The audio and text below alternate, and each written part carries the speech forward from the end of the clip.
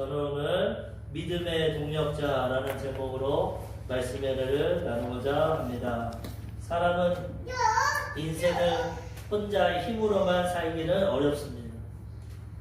사람은 한계가 있기 때문에 또 연약하기 때문에 혼자의 힘으로만은 살아갈 수 없는 것입니다. 어릴 적에는 부모님의 도움을 받으며 살아납니다. 태어나서 부모님의 돌보심과 부모님의 양육을 받고 도움 가운데 살아가고, 성인이 돼서는 또 배우자나 동반자를 만나서 함께 힘을 합쳐 가정을 이루고 살아갑니다. 또 노년이 되면 이제는 자녀들에게 또 도움을 받습니다. 노년이 되고 연로하게 되면 노인분들 혼자 살아가기 힘듭니다. 지금 독거노인들도 많지만 그런 노인들은 나라에서 책임지지만 또 자녀들이 부모님을 잘 섬기고 효도를 행합니다. 우리는 매사에 혼자만 살아갈 수 없는 사회적인 존재입니다. 친구를 통해서도 도움을 받고 주기도 하고, 또 일할 때는 동업자도 있고, 이런 관계를 통해서 살아갑니다. 하나님이 아담과 한 사람을 창조하시고 만드셨지만은 그 두 사람을 통해서 지금 인구가 79억입니다. 올해 1월 보니까 79억.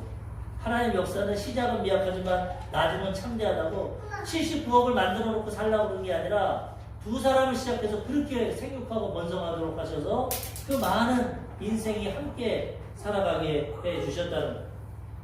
믿음 안에서도 마찬가지입니다. 세상도 이렇게 부모와 형제, 자매, 이웃, 친척과 함께 살아가지만은 믿음 안에서도 우리가 하나님의 가족으로 형제, 자매로 함께 살아가야 된다는 것입니다.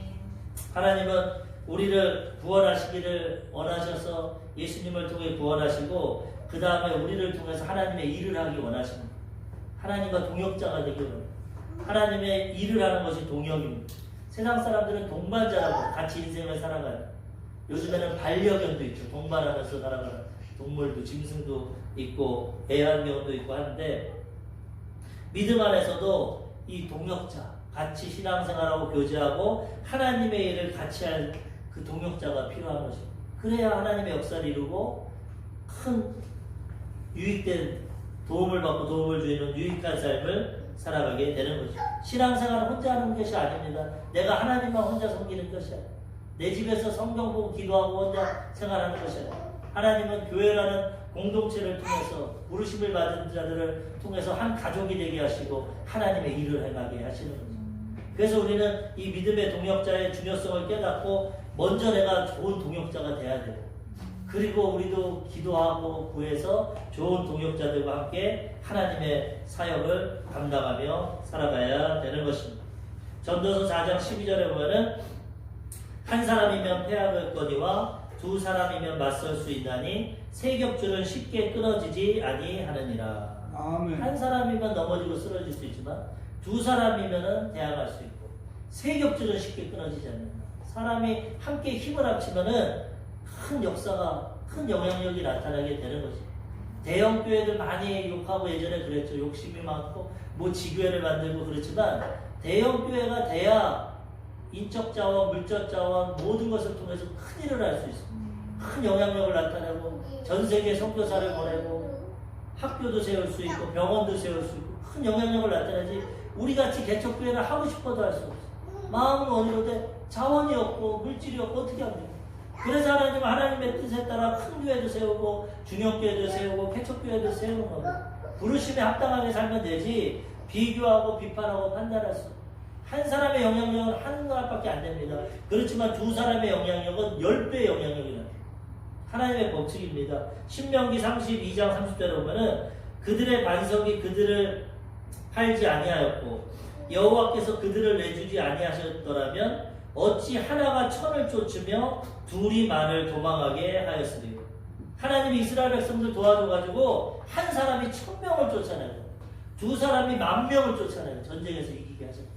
세상 방법은 수학적인 방법으로 하면 한 사람이 1000을 쫓으면 두 사람이면 2000명 쫓는 겁니다. 근데 하나님은 이걸 초월해서 10,000명을 쫓게 두 사람. 확실한 큰 효과가 있다는 거예요. 우리는 믿음 안에서도 하나가 되고 연합해서 하나님의 큰 사역을 이루고 하나님께 아름답게 쓰임받는 삶이 되어야 되는 것입니다. 예수님도 하나님도 모든 거 다 혼자 하실 수 있어요. 근데 우리를 통해서 함께 일하기를 원하십니다. 예수님도 혼자 사역한 것이 아니라 3년 반 동안 12명의 제자를 불렀어요. 제자들 불러서 먹고 자고 같이 가르치시고 양육해서 이 12명의 제자를 통해서 온 천하에 지금 복음이 증거되고 있는 것입니다. 그러므로 우리들도 부족하고 연약하지만 하나님과 동역자가 되고 또 하나님이 주신 귀한 믿음의 형제 자매와 동역자가 되면 하나님의 거룩하신 하나님의 귀한 뜻을 이루고 하나님의 사역 가운데 쓰임받고 영광 돌리며 살아가게 되는 것입니다. 구약의 가장 위대한 지도자가 모세인데 모세도 혼자의 힘으로는 이스라엘 백성 출애굽 시키지 못했어요.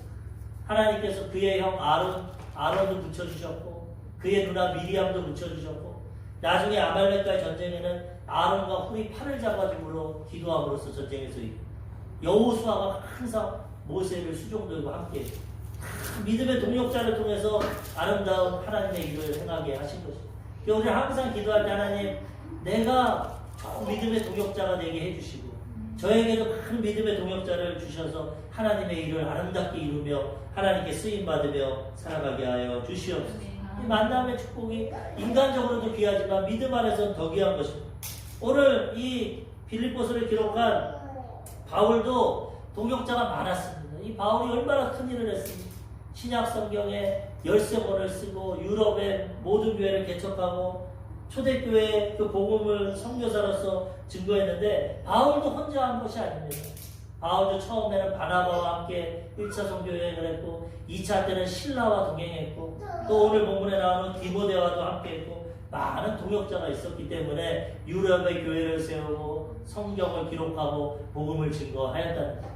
그래서 우리도 이것을 깨닫고 좋은 동역자가 필요한 것을 알고 좋은 동역자가 먼저 내가 돼야 되고 그 다음에 하나님 앞에 좋은 동역자를 만날 수 있도록 기도하고 함께 힘을 합쳐서 주님의 일을 감당하며 나아가야 되는 것입니다. 바울에게는 첫 번째 어떤 좋은 동역자가 있었냐면 영적인 아들 디모데가 있었습니다. 영적인 아들 디모데. 바울에게 가장 큰 도움을 준 동역자입니다. 이 디모데는. 신약성경에 보면은 항상 바울과 동행해요. 바울과 디모데는 어느 교회에 편지한다. 감옥에도 같이. 정말 디모데는 착하고 진실하고 최선을 다해서 바울을 도와줬어요. 젊은 사람이었습니다. 이 디모데는. 그래서 바울이 영적인 내 아들이라고 표현하고 있어요. 너무나 사랑하고 귀하기 때문에. 바울의 복음 증거를 통해서 디모데가 예수님 만나고 거듭났기 때문에 영적으로 그를 낳았다고 표현해요. 내 아들이다. 그렇게 고백하고 있는데 이 좋은 동역자 디모데를 통해서 많은 일을 하고 바울의 그 뜻을 이루고 하나님께 쓰임 받았다는 것입니다. 오늘 빌립보서 2장 19절과 20절에 보면은 내가 디모데를 속히 너희에게 보내기를 주 안에서 바람은 너희의 사정을 알므로 안위를 받으려 함이니 이는 뜻을 같이하여 너희 사정을 진실히 생각할 자가 이밖에 내게 없습니다. 바울의 이 사역 말기에 감옥에 지금 갇혀 있습니다. 로마 감옥에 갇혀 있으니까 많은 사람들이 다 떠나갔어요. 사람은 인간관계는 내가 좋으면 많이 친구들이 많지만 내가 어려우면 떠나가는 거예요. 진실한 친구예요. 로마 감옥에 갇히고 이제 어려운 가운데 있으니까 많은 동역자들이 다 떠나갔어요. 디모데만 지금 그와 함께 있어요. 디모데. 그래서 바울은 이 빌립보 성도들을 살아가는 마음으로 그들의 사정을 알기 원했습니다. 이 빌립보 성도들은 여러 유럽의 교회가 있었지만 바울을 물질적으로 지원했어요. 감옥에 있다 보니까 물질적으로 도움을 주고 기도하고 항상 동역을 했어요. 그렇기 때문에 그들의 사정을 알기 위해서 사람을 보내야 되는데 그가 바로 디모데는 그 밖에는 나와 같이 뜻을 같이 해서 너희 사정을 진실하게 생각할 자가 없다. 많은 사람이 있지만 정말 진실하고 충성되고 나와 같은 마음을 가지고 너희 빌립보 교회에 가서 그들을 위로하고 그들의 사정을 나에게 알려줄 사람이 이밖에 없다. 내 아들 같은 이 디모데를 너에게 보낸다. 그렇게 말하고 있어. 내가 갇혀있으니까 지금. 이와 같이 디모데는 바울에게 진실한 동역자고 큰 도움이 된 동역자였어요. 우리들도 이런 동역자가 돼야 되고 동역자를 만나게 되면 하나님 앞에 더욱더 귀하게 쓰임받게 되는 것입니다. 빌립보서 2장 21절에서 22절에도 보면은 그들이 다 자기 일을 구하고 그리스도 예수의 일을 구하지 아니하되 디모데의 연단을 너희가 아나니 자식이 아버지에게 함같이 나와 함께 복음을 위하여 수고하였느니라. 많은 사역자들이 있었지만 그들은 자기 일을 먼저 구했어. 그리스도의 일보다는 내 거 먼저 하고 시간이 남으면 남의 일을 하고. 바울은 목숨 걸고 사역을 했는데 그와 같이 동역한 자는 디모데밖에 없다. 디모데 너희가 알지 않냐? 나와 같이 감옥에도 갇히고 연단도 받았고 얼마나 바울에게 잘했는지 자식이 아버지에게 함과 같이 했다. 자식이 진짜 깨닫고 철해진 자식은 부모에게 얼마나 효도합니까? 연로하면 음식도 차려드리고 옷도 입혀드리고 봉양해드리지 않습니까? 이와 같이 바울이 지금 나이 들고 감옥에 있는데 이 디모데는 자식과 같이 바울을 섬겼다는 거예요. 도움을 주고 귀한 동역자는 거예요. 그래서 바울은 이를 친척하고 이를 내게 보낸다. 그러니까 잘 맞아주고 너희의 사정을 알려주면은 내가 그것을 알아서 또 기도하고 너에게 도움이 되겠다. 이런 진실한 디모데 동역자를 그들에게 소개하고 있습니다. 고린도전서 4장 15절에 보면은 그리스도 안에서 일만 스승이 있으되 아버지는 많지 아니하니 그리스도 예수 안에서 내가 복음으로써 너희를 낳았음이라. 바울은 육신의 자식은 없습니다. 결혼은 했지만 예수님 만나고 나서 복음 사역을 했기 때문에 혼자 독신의 생활을 했어요. 여러 가지 말이 있지만은 그거는 시간이 없기 때문에 나중에 말씀드리고 어쨌든 독신으로서 복음을 전하는데 그가 복음을 전해서 영적인 자녀를 많이 낳았어요. 육적인 자녀도 있지만 세상에서 영적으로 죽은 자녀들에게 복음을 전해서 그들이 새로 거듭나고 태어나면 영적인 자녀가 되는 거예요. 그래서 바울은 일반 스승이 있다. 가르치는 사람들은 많죠. 어디 가도 자기가 잘났다 가르치는 스승은 많지만은 아버지는 많지 않다. 아버지는 희생을 하는 겁니다. 자녀를 낳으면. 바울은 이 영혼을 구원하고 영혼이 태어나기 위해서 돌에도 맞고 감옥에도 갇히고 채찍에도 맞고 희생과 수고를 통해서 복음으로 너희를 낳았다. 영적인 자녀들이 많이 있었어요. 그 중에 대표적인 사람이 이 디모데였다. 우리도 이 신앙생활하면서 영적인 자녀를 많이 낳아야 되는 거죠. 육적인 자녀도 하나님 주시면 감사하고 잘 키워야 되죠. 우리 신유가 저렇게 귀엽게 이쁘게 자라는 거 얼마나 좋습니까? 보기만 해도. 영적인 자녀도 우리가 많이 낳는 것이 하나님의 뜻입니다. 제가 예전에 교회 있을 때 보면은 이제 매주마다 성도님들이 와서 기도를 받습니다. 그분들 기도할 때 뭐냐? 건강, 또 직장이나 사업장, 자녀, 요 기도는 꼭 해드려야 돼요. 특히 자녀 기도는 꼭 해드려야 돼요. 그런데 그 가운데 자녀가 없는 분들이 있습니다. 같이 오는.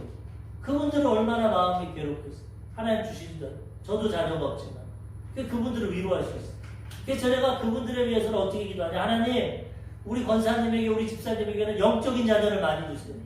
이분들의 복음을 통해서 많은 영혼이 구원받고 영적인 자녀의 복을 주세요. 그렇게 기뻐하죠. 맞죠? 육적인 자녀도 귀하지만 어떻게 보면 영적인 자녀가 더 귀하갑니다. 영적인 자녀는 천국에 가서 영원히 함께 있어요. 육적인 자녀도 구원받아서 갈 수 있지만 구원 못 받은 경우도 많습니다. 그렇기 때문에 다 구원해야겠지만 어쨌든 우리는 하나님이 주시면 육적인 자녀도 감사함으로 잘 믿음 하나 양육하고 영적인 자녀도 많이 복음을 전하고 나아서 하나님 앞에 그 귀한 사역 가운데 우리는 쓰임받아야 된다는 거죠. 바울은 이런 영적인 자녀를 많이 낳았다는 거죠. 근데 디모데의 모습을 보면은 디모데는 어릴 적부터 믿음 안에서 성장했다. 이 신앙을 어릴 적부터 갖는 게 참 좋습니다. 왜냐하면 우리가 세상에서도 보면은 조기 교육 받으면은 그 학생들은 성장을 많이 합니다. 예전에 보니까 우리나라는 주입식 교육으로 똑같은 교육을 중학교, 고등학교 때까지 받고 전공에 따라 대학에서부터 전공을 하지만은 서양의 문화는 뭐냐? 유치원 때부터 걔 재능을 봅니다. 어린아이. 재능을 봐가지고 그 유치원 선생님이 얘는 그림을 그리게 하세요. 어릴 적부터. 얘는 운동을 하게 하세요. 얘는 음악을 하게. 그러니까 예술가나 문화, 스포츠가 발전하는 겁니다. 어렸을 때부터 교육을 하니까. 재능에 따라. 우리는 재능이 다양한데도 무조건 주입식 교육, 고등학교 때까지는 그냥 공부하고 대학에서부터 나는 얼마나 뒤떨어집니까? 신앙도 마찬가지입니다. 순수할 때, 세상에 때가 묻지 않았을 때, 어렸을 때부터 신앙 교육을 하면은 믿음 안에서 일평생 하나님을 잘 경외하게 되는 것입니다. 천주교 카톨릭에서는 6살 때까지만 아이를 맡겨주라고 얘기해요. 그럼 일평생 천주교 신자가 되겠다. 이렇게 말하는 거예요. 예전에 고아원이나 유치원 이런 걸 많이 했던 게 어렸을 때 순수한 마음에 복음을 심어주면은 그 복음이 평생 가고 아름다운 열매를 맺기 때문에 그러니까 어렸을 때 신앙이 중요한 거예요. 모태신앙을 무시하기도 하지만 그것이 중요한 겁니다. 어렸을 때부터 이렇게 교회 나오고 하나님께 양육을 받으면 그 신앙이 아름답게 자라요. 디모데가 그런 사람이에요. 디모데는 어렸을 때부터 아버지는 헬라 사람 이방인이었지만 어머니가 유대인이었어요. 이 이스라엘 백성들은 어머니가 유대인이면은 유대인으로 쳐줍니다. 시민권을 줍니다. 아버지 영향보다 어머니 영향이 크기 때문에 외국인과 결혼을 해도 어머니가 유대인이면 그 자녀는 유대인으로 인정을 해요. 근데 반대로 어머니가 외국인이고 아버지가 유대인이면 그 자녀는 유대인으로 인정 안 받았어요. 희한한 그런 방식. 근데 이 디모데는 아버지는 이방인 헬라인이었지만 어머니가 유대인이었어요. 어릴 적부터 유대교의 하나님을 알았고 바울의 복음 전도를 통해서 예수님을 믿고 거듭났지. 어렸을 때부터 신앙생활을 했기 때문에 이런 신실한 마음으로 믿음 생활을 했고 바울과 같이 귀히 쓰임받는 동역자가 돼서 아름다운 열매를 맺었다는 것입니다. 사도행전 16장 1절에 보니까 바울이 더베와 루스드라에도 이름에 거기 디모데라 하는 제자가 있으니 그 어머니는 믿는 유대 여자요 아버지는 헬라인이라. 2절에도 디모데는 루스드라와 이고니온에 있는 형제들에게 칭찬을 받는 자예요. 어릴 적부터 신앙생활하고 신앙이 줘서 그 지역 사람들에게 다 칭찬을 받았어요. 항상 얘기하지만 신앙은 하나님과 나의 관계만이 아닙니다. 기도 많이 한다, 금식 많이 한다, 성경 본다. 이거는 반쪽짜리 신앙. 온전한 신앙은 사람들에게 유익하고 사랑을 실천하고 칭찬받는. 전 시간에도 말씀드렸지만 초대교회 집사 뽑을 때 기도 많이 하는 사람 뽑지 않았습니다. 성령 충만한 사람만 뽑지 않았어요. 믿음이 좋고 성령 충만하고 칭찬받는 사람을 뽑았어요. 하나님과의 관계가 좋으면 사람과의 관계도 좋은 겁니다. 그렇기 때문에 이 디모데는 믿음 안에서 어렸을 때부터 자랐기 때문에 온전한 신앙을 가졌고 진실한 신앙을 가졌고 사람들에게 벌써 칭찬받고 인정받는 그런 성품이었다는 겁니다.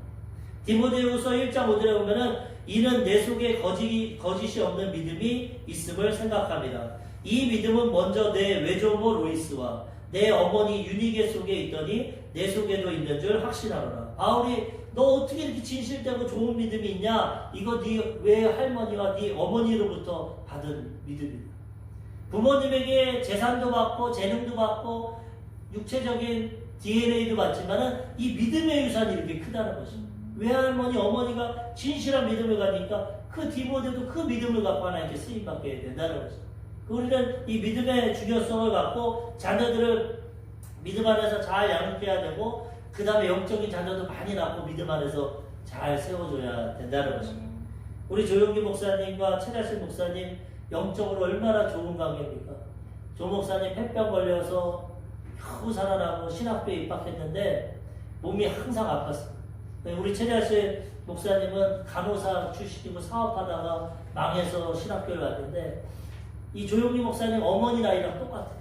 근데 한번 조 목사님이 고열이 나고 신학교 기숙사에서 혼절하듯이 쓰러졌는데 밤새도록 이 최다실 목사님이 그때는 신학생이지만 간호사 그게 있으니까 약도 먹이고 돌봐줘가지고 그 아픔을 얘기해요. 그 다음부터 우리 조용기 목사님이 어머니라고 부르겠습니다. 영적인 어머니. 육적인 어머니가 나이도 갖고 나를 위해 기도하고 보살펴주니까 이 영적인 관계가 돼서 개척교회를 시작하게 되고 세계 최대의 교회를 이루고 아름답게 쓰임받았어요. 믿음의 동역자가 되니까 이런 아름다운 결과를 이루게 되었다는 거예요. 나중엔 진짜 장모님도 됐지만 우리도 믿음의 동역자 디모데와 같이 이런 신실한 자를 만나고 우리가 그런 동역자가 되면 하나님 앞에 아름답게 쓰임받게 된다는 것입니다. 아멘. 요즘에 보면은 자립청년이라고 TV에도 나오고 그 전에도 알고 있었지만은 이 자립청년 제도에 대해서 말을 하는데 이 자립청년은 뭐냐? 고아로 태어난 자들입니다. 아니면 부모님에게 버림받은 보호시설에서 자라는 이 아이들이 만 18세가 되면 퇴소를 해요. 아직 만 18세면은 아직도 어리고 보호를 받아야 되는데 나라에서도 한계가 있으니까 만 18세가 되면 자립하라고 내보냅니다. 정착금 얼마 주나 500만 원. 500만 원 갖고 고등학교 겨우 졸업한 그 친구들이 어디 가서 삽니까? 얼마나 두렵고 떨리고 어려운 점이 있어요. 그래서 여의도 순복음교회 이영호 목사님이 이 청년 장학관이라는 걸 지어서 그 18세 퇴소한 아이들을 교회에서 돌봐줍니다. 주거를 마련해주고 자립하고 대학 가고 직장 얻을 때까지 도와주는 그런 일을 우리 믿음 안에서 이런 일들을 해야 되는데 이 고아로 태어났다는 거 돌볼 부모가 없다는 거 얼마나 어렵습니까? 영적인 고아들도 있어. 믿음 생활을 하는데 아무런 교제가 없고 혼자 신앙생활 영적인 고아입니다. 그거 참 외롭고 어려워. 이 세상에서도 이런 친구들은 한 분이 말을 하면 얼마나 어려운지 몰라요. 만 18세 퇴소를 하는데 사회생활에도 누구에게 물어볼 사람도 없고 나에게 도움을 줄 사람도 없고 얼마나 괴롭고 힘든지 몰라요. 나라에서 요즘에 법을 보완해가지고 그 아동이 원하면 이제 만 24세까지 보호해주는 그런 보호법이 얼마 전에 나왔어요. 세상에서도 이렇게 부모가 없고 도움이 없으면 참 힘든데 믿음 안에서도 이런 동역자가 없으면 신앙이 성장하지 못하면 어렵다. 우리는 이런 믿음의 동역자를 만나야 되고 내가 그런 동역자가 되어야 된다는 것입니다. 두 번째로 바울에게 중요한 동역자는 충성된 사자 에바브로디도가 있었어요. 디도라는 사람이 이제 그 사람이랑은 다른 겁니다. 이름이 비슷비슷한데 이 충성된 사자 에바브로디도는 목숨까지 드릴 정도로 충성하는 사람.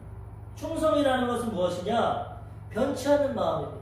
하나님이 인정하시는 칭찬하시는 모습입니다. 이 에바브로디도는 빌립보 교회의 성도였는데 빌립보에서 우리 사랑하는 바울 우리의 스승 우리 동역자가 감옥에 갇혀서 지금 로마에서 고생하고 있다. 그러니까 이 에바브로디도라는 사람을 뽑아가지고 이 사람에게 돈을 주고 이 사람을 파견을 해서 사자라고 표현했는데 사신 예전 성경에 사신이라고 그랬는데 파견을 해가지고 로마를 보내는 겁니다. 근데 얼마나 이게 어려운 길이냐면 로마까지 1500km입니다. 1500km. 걸어서 40일이 걸립니다. 걸어서. 그 먼 거리를 혼자서 돈을 갖고 그때는 강도도 많고 위험도 많은데 혼자서 돈을 갖고 목숨 걸고 바울에게 가서 그를 돌봐줍니다. 정말 도중에 병까지 걸려 죽을 병까지. 그런데도 포기 안 하고 바울에게 가서 돌봐줍니다. 그런 충성된 사람이 에바브로디도를 바울이 칭찬하고 있어요. 우리도 하나님 앞에 이런 충성된 모습으로 믿음의 동역자가 돼야 되는 것입니다. 하나님이 원하시는 것은 충성입니다. 하나님. 고린도전서 4장 1절에서 2절에 보면은 사람이 마땅히 우리를 그리스도의 일꾼이요 하나님의 비밀을 맡은 자로 여길지어다. 그리고 맡은 자들에게 구할 것은 충성입니다. 하나님이 우리를 일꾼으로 부르시고 하나님 동역자로 사용하시는데 뭘 원하시냐? 충성을 원하시냐. 변치 않는 마음으로 최선을 다하는 것입니다. 충성스러운 것. 이것을 기뻐하십니다.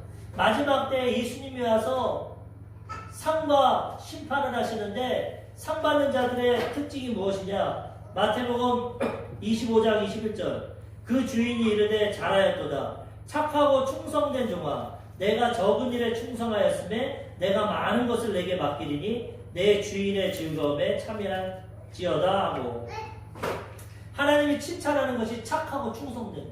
다른 건 지식이 많은 종아 배경이 좋은 종아 얼굴이 잘생긴 종아 이런 얘기예요. 정직하고 착하고 충성된 자, 변함없이 하나님 앞에 최선을 다하는 자는 칭찬하고 상을 주신다는 것. 우리도 하나님 앞에 착하고 충성된 종으로 칭찬받고 인정받는 신앙생활을 해야 된다는 것입니다. 시편 101편 6절에 보면은 내 눈이 이 땅에 충성된 자를 살펴 나와 함께 살게 하리니 완전한 길에 행하는 자가 나를 따르리로다.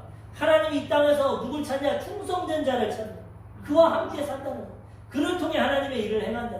변치 않는 마음으로 진실한 마음으로 하나님을 섬기는 그런 모습. 우리가 하나님을 이렇게 섬길 때 하나님이 기뻐하시고 인정받고 하나님께 아름답게 쓰임받게 된다는 것입니다. 아멘. 빌립보서 2장 25절에서 26절에 보면 에바브로디도를 이렇게 말합니다. 그러나 에바브로디도를 너희에게 보내는 것이 필요한 줄로 생각하노니 그는 나의 형제요 함께 수고하고 함께 군사된 자요 너희 사자로 내가 쓸 것을 돕는 자라. 그가 너희 무리를 간절히 사모하고 자기가 병든 것을 너희가 들은 줄을 알고 심히 근심한 자라. 충성된 군사고 사자인데 목숨 걸고 1500km를 오다 보니까 병이 걸렸어. 그럼에도 불구하고 로마에 있는 바울을 돌보고 물질을 전달하고 그를 돌보니까 바울이 다시 빌립보로 보내려고 합니다. 아프고 힘드니까 다시 보내서 빌립보 성도들에게 도움을 받으라. 그리고 그가 마음이 어떤지 알면 자기가 병든 것을 알게 됐어. 빌립보 성도들이. 그것 때문에 괴로워합니다. 자기가 죽게 되었는데도 자기를 위해 걱정하는 게 아니라 내가 이렇게 아프면 빌립보 성도들이 걱정할 것이다. 그것 가운데 근심, 참 배려가 있는 사람, 죽도록 충성하고 배려 있는 사람, 이런 사람을 하나님이 기뻐하십니다. 에바브로디도는 바울과 빌립보 성도들에게 이렇게 행동했기 때문에 바울에게 칭찬받고 하나님 앞에 인정받고 이 성경에도 이렇게 기록된 것입니다. 빌립보서 2장 27절에 보면은 그가 병들어 죽게 되었으나 하나님이 그를 긍휼히 여기셨고 그뿐 아니라 또 나를 긍휼히 여기사 내 근심 위에 근심을 멸하게 하셨느니라. 충성해서 병이 들었지만 하나님이 그를 기뻐하셔서 그를 치료해 주셨어요. 회복시켜 주셨어요. 그리고 그분은 끝까지 아름답게 쓰임받은 걸로 칭찬받습니다. 빌립보서 2장 30절 그가 그리스도의 일을 위하여 죽기에 이르러도 자기 목숨을 돌보지 아니한 것은 나를 섬기는 너희의 일에 부족함을 채우려 함이더라. 얼마나 충성되냐. 목숨까지 드리기 위해서 너희 성도들을 위해서 나를 위해서 충성했다는 거예요. 그렇게 귀하게 에바브로디도가 동경을 하고 쓰임받았기 때문에 그를 칭찬하고 그를 존귀히 여기라고 말씀하고 있는 것입니다. 우리도 이렇게 충성된 삶이 되면 하나님 앞에 사람 앞에 인정받고 존귀함을 얻게 된다는 것입니다. 빌립보서 4장 18절에도 바울이 말합니다. 내게는 모든 것이 있고 또 풍부한지라 에바브로디도 편에 너희가 준 것을 받음으로 내가 풍족하니 이는 받으실 만한 향기로운 제물이요 하나님을 기쁘시게 한 것이라. 빌립보 성도들이 그 많은 교육 가운데도 헌금을 걷어서 바울에게 보내줌으로 바울이 물질이 풍성하지만 더 풍성해졌어요. 그리고 이거는 하나님을 섬긴 주의 종을 섬기고 하나님의 일에 쓰임받는 거기 때문에 하나님이 받는 향기로운 제물이 되고 하나님이 기뻐하셨다고 말씀하고 있는 거죠. 충성되고 하나님께 헌신할 때 하나님이 기뻐하시고 하나님께 인정받고 칭찬받게 된다는 것이죠. 1500km나 떨어진 그 먼 곳에서 바울을 돕기 위해서 40일을 걸어서 그 물질을 도와주고 감옥에 있는 바울을 돌보고 죽기까지 정말 충성된 이 에바브로디도는 하나님이 칭찬하고 바울 사도도 칭찬하고 많은 사람들에게 선한 영향력을 나타내는 귀한 믿음의 사역자가 되었다는 거죠. 참 귀합니다. 우리도 조그만 교회지만 하나님이 이런 분들을 보내주셨어요. 몰라? 이번 주에 너무나 기쁜 일들이 많았어요. 구정 연휴를 세고하는데 호주에서 문자가 왔더라고요. 그러면서 항상 같이 예배를 드리고 설교를 듣는데 하나님 앞에 감사할 일이 생겨가지고 감사헌금을 보냈다는 그 온라인으로 해가지고 그걸 볼 때 제가 이 설교를 준비하면서 야 에바브로디도는 1500km 바울을 도우려고 이런 일을 했지만 현재에도 하나님이 이런 일을 하시는 거예요. 호주는 8000km입니다. 물론 지금 걸어오진 않지만 문명이 막 근데도 하나님이 그 마음을 감독시켜서 이 개척교회에 감사헌금하라고 헌금을 보내죠. 지금이 처음이 아니에요. 여러 번 보냈는데 또 이렇게 생각지도 못하게 보내죠. 그리고 또 좀 있으니까 우리 여기서 은혜자매라고 이 대학 2년 다닐 동안 우리 교회 생활했는데 직장에 취직해서 11조 계속 붙이다가 이 코로나 때문에 또 취업을 못했어요. 그래서 당분간 못했는데 아르바이트를 구했다고 또 알바비를 또 11조를 냈어요. 그 친구가 여기 올래도 3시간 걸립니다.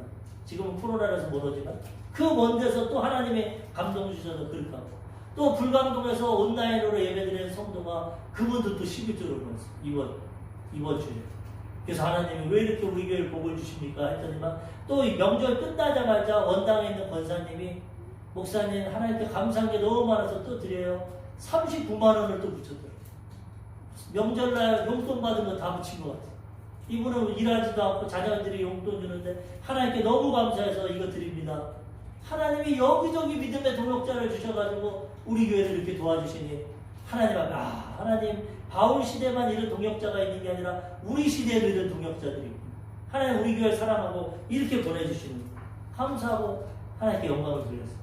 우리들도 이런 모습을 통해서 하나님께 감사해야 되고 우리도 이런 믿음의 동역자들이 되고 이런 동역자를 만나고 이런 가운데 아름답게 하나님 앞에 쓰임받으며 살아가야 되는 것입니다. 아멘. 예전 중국에 보면은 이 춘추 시대 때 제나라 때 일인데 관중과 포숙이라는 아주 귀한 이 우정이 있습니다. 충성된 변하지 않는 우정. 이거 관포지교라고 사자성어로 말하는데 이 내용이 뭐냐? 관중과 포수립이라는 사람이 아주 친한 친구입니다. 그런데 둘이 동업을 했어. 동업자로서. 동업을 해서 일을 하는데 항상 수입이 나면은 관중이라는 사람이 돈을 많이 가져갑니다. 포숙은 돈을 조금 가져가. 이 포숙이라는 사람이 마음이 넓은 사람.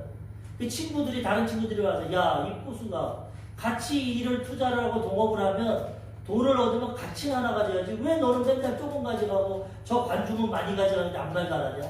이 포숙이 뭐라고 그러냐면, 포숙이 뭐라고 그러냐면, 이 관중은 나보다 가난하고 부양 가족이 많아. 자식도 많고 부모님도 있고. 그렇기 때문에 나보다 더 가져가야 돼. 그래서 나 조금 가져가도 괜찮아. 얼마나 아량이 있고 좋은 친구면은 그 친구의 마음을 이해하는 겁니다. 그래서 항상 그에게 유익을 줘. 그리고 한 번은 또 전쟁에 나갔는데 이 포숙이 죽을 위기에 걸렸어. 근데 관중이 거의 같이 있다가 도망가 버렸어. 관중이 3번이나 전쟁에 나갔다가 도망가 버렸어. 그러니까 친구들이, 야, 저런 놈을 무슨 친구로 삼기냐. 죽을 위기에 있을 때 같이 죽더라도 도와줘야지. 어떻게 너를 버리고 도망가는 그런 놈을 친구로 사귀냐 그랬더니 이 포숙이 뭐라고 했냐면, 다 이유가 있어. 관중에게는 늙은 어머니가 있기 때문에 그 어머니를 보살펴야 돼. 어쩔 수 없이 가는 거야. 난 그 친구를 이해해. 그렇게 또 배려를 해. 포숙이. 그리고 또 전쟁이 났는데 상대의 적을 죽이려다가, 그 왕을 죽이려다가 이 관중이 잡혀버렸어. 죽게 되는데 이 포숙이 말합니다. 그 왕에게, 이 관중은 아주 훌륭한 재상이고 훌륭한 사람이기 때문에 지금 죽이는 것보다는 이 사람을 당신의 신복으로 삼으면 당신이 이 천하를 제패할 수 있을 겁니다. 포숙이 말을 해가지고 이 관중이 죽을 위기에서 벗어나서 그 나라의 재상이 되고 큰 업적을 이룹니다. 나중에 이 관중이 뭐라고 하냐, 위대한 말을 남깁니다. 부모님은 나를 낳아주셨고 포숙은 나를 알아주었다. 부모님이 자기를 낳아 살았지만은 나를 인정해주고 이해해주고 알아주는 것은 포숙이다. 그래서 거기서 관포지교, 변함없는 우정에 대한 그 얘기가 나왔다. 세상에서도 서로 이렇게 충성되고 변함없으면 아름다운 관계를 이루고 서로에게 유익이 되게 된다. 믿음 안에서도 이런 동역자를 갖게 되면 좋은 열매를 맺게 된다는 거예요. 올 한해 우리는 하나님 앞에 이런 동역자, 귀한 동역자를 보여내 주시옵소서. 바울과 같이, 디모데와 같이, 에바브로디다와 같이 보내주십시오. 기도해야 되고 우리들도 그런 좋은 동역자가 되도록 노력을 해야 되는 것입니다. 무리의 법칙이라고 내가 좋은 동역자가 되면 그런 사람을 붙여줍니다. 내가 별로 별 볼 일 없으면 친구들도 그런 겁니다. 하나님의 법칙이거든요. 그래서 좋은 사람 보내주세요 하기보다는 내가 좋은 사람이 되면 좋은 만남이 갖게 되는 것입니다. 마지막 3번째로, 이 세상에서 가장 좋은 동역자는 성령 하나님입니다. 사람의 동역자도 필요하지만은 사람은 한계가 있어요. 근데 하나님은 완전하십니다. 하나님이 우리와 같이 일하기 원하십니다. 하나님이 우리의 동역자가 되시는 거예요. 그래서 우리가 성령 하나님, 우리 안에 거하시는, 예수 믿을 때 우리 안에 거하시는 성령 하나님과 동행하면은 모든 사역을 아름답게 이루게 되는 것입니다. 예수님도 성령님과 동행해서 사역을 했다는 거예요. 누가복음 4장 18절, 주의 성령이 내게 임하셨으니 이는 가난한 자에게 복음을 전하게 하시려고 내게 기름을 부으시고 나를 보내서 포로된 자에게 자유를, 눈먼 자에게 다시 보게 함을 전파하며 눌린 자를 자유롭게 하고. 예수님 복음 사역을 하는데 어떻게 하냐, 성령이 기름 부어서 성령님과 동행했다는 거예요. 성령을 통해서 귀신을 쫓아냈다는 거예요. 예수님도 성령님과 동행했는데 우리들도 성령님과 동행해야 된다는 거예요. 예수님이 성령님을 보내주셨어요. 그와 같이 우리를 보내주지 않아요. 요한복음 15장 26절, 내가 아버지께로부터 너희에게 보낼 보혜사 곧 아버지께로부터 나오시는 진리의 성령이 오실 때에 그가 나를 증거하실 것이요. 보혜사라는 것은 헬라어로 파라클레토스, 파라는 곁에, 클레토스는 보혜사, 도와주시는, 항상 곁에서 우리를 도와주시는 분이 성령입니다.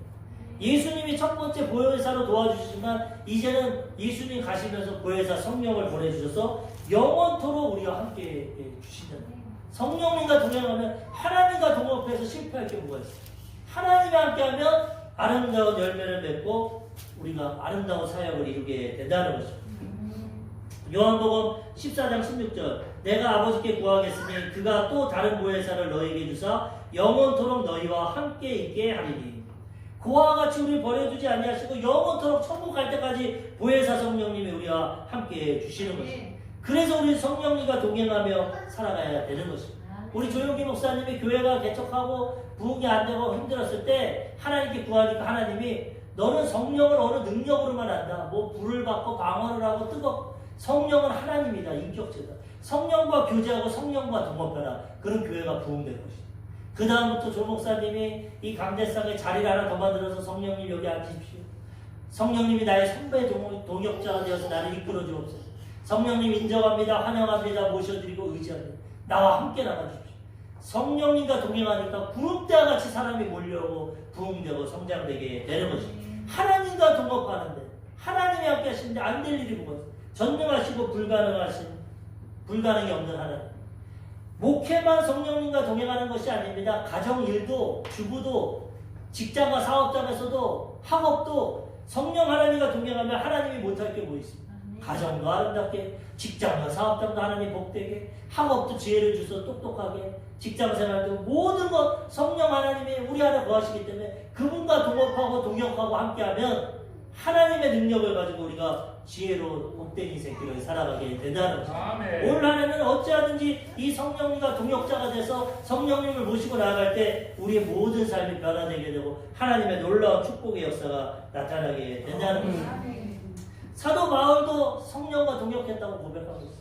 좋은 동역자가 있었지만 가장 좋은 동역자는 성령 하나님입니다. 로마서 15장 19절 표적과 기사의 능력으로 성령의 능력으로 이루어졌으며 그리하여 내가 예루살렘으로부터 두루 행하여 일루리곤까지 그리스도의 복음을 편만하게 전하였노라.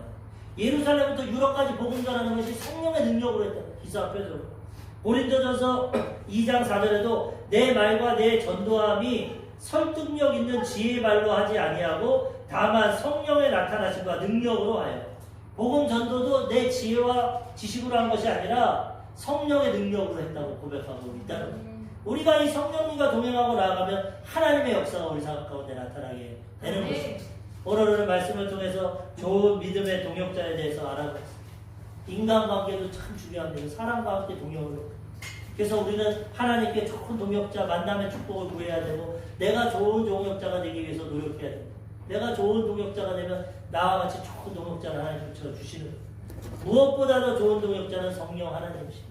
24시간 떠나지 않고 나와 함께 이 하나님과 동행하면 올해 하나님께 귀하게 쓰임받고 축복의 하나가 되고 아름다운 열매를 맺게 되는 것입니다. 우리 귀한 성도님들이 이 믿음의 동역자들을 통해서 성령님과 함께 하나님 주신 직분과 사명을 다 감당하고 세상에서도 빛과 소금의 역할을 감당하고 하나님의 살아계심을 증거하고 하나님의 은혜와 축복을 누리고 하나님께 아름답게 쓰임받는 귀한 믿음의 동역자들 되시기를 주님의 이름으로 축원합니다. 아멘. 기도하